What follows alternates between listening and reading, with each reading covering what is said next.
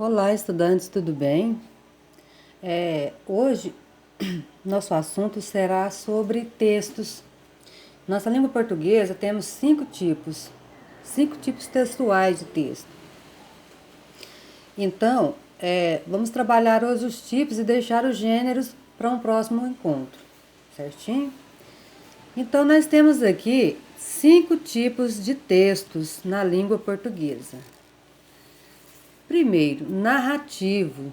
A função do texto narrativo é narrar uma história. O narrador desenvolve e nos apresenta os personagens com a ação que ocorre no tempo. É um contar história. É muito fácil identificar e desenvolver um texto narrativo, pois ele possui uma estrutura bem definida. Veja, personagens, temos os principais e os secundários, foco narrativo ou narrador. Temos ele em primeira pessoa ou em terceira pessoa. O espaço, que é o local onde desenvolve a história, onde acontece determinada história. Temos o tempo, ele pode ser cronológico ou psicológico. E temos também história ou enredo, que é a mesma coisa. O enredo é o mesmo que aquela história que você está contando e que se passa, certo? Então, o enredo é o mesmo que a história em si, tá bom? 2. Nós temos o descritivo, temos também o texto descritivo. O texto descritivo,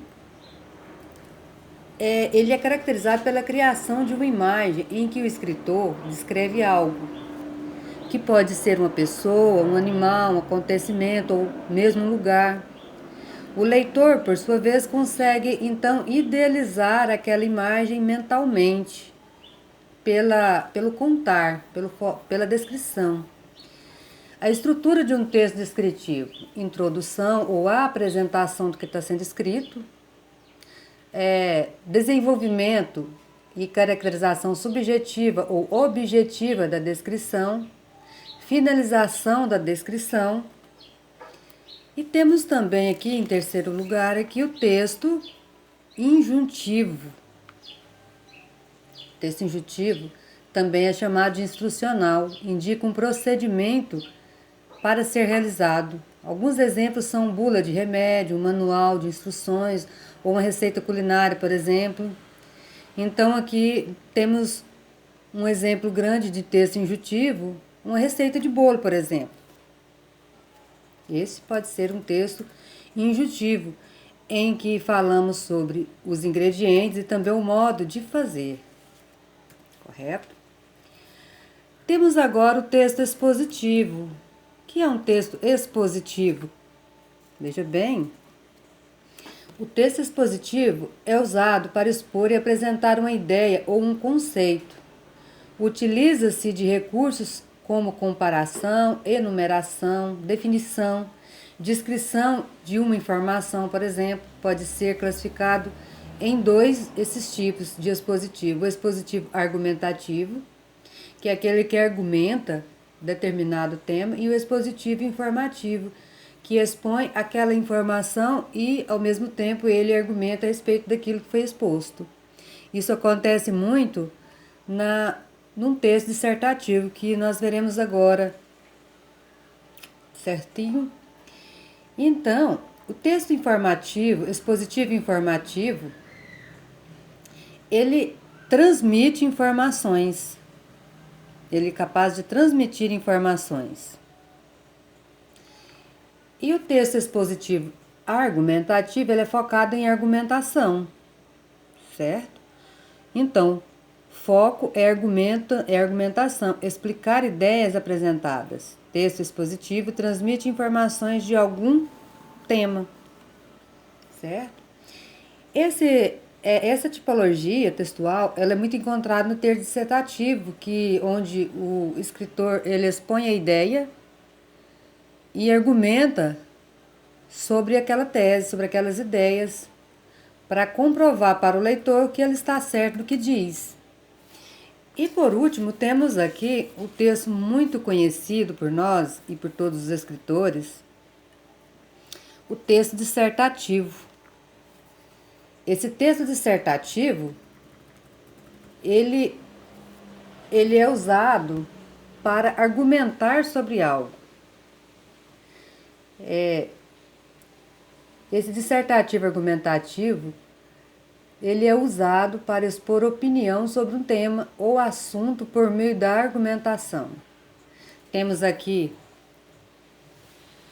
Nós temos o dissertativo argumentativo e o expositivo, ou seja, é convencer o leitor de que a ideia central defendida é correta e utiliza argumentos e explicações. Aí ele expõe as suas explicações através de argumentos que comprovam aquilo que ele realmente quer dizer.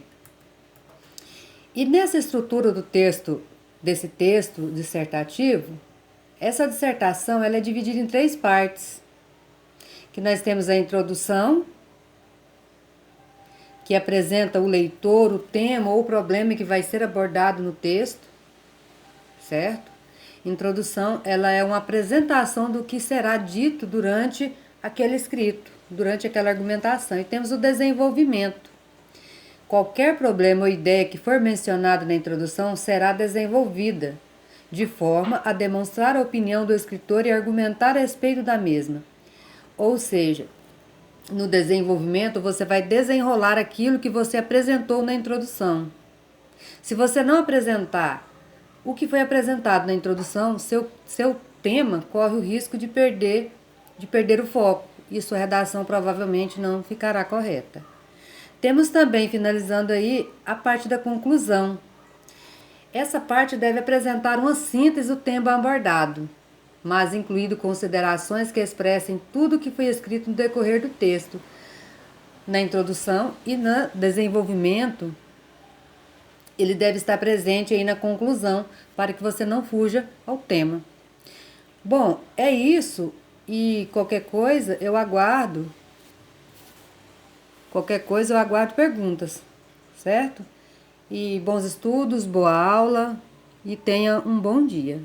Até mais, tchau.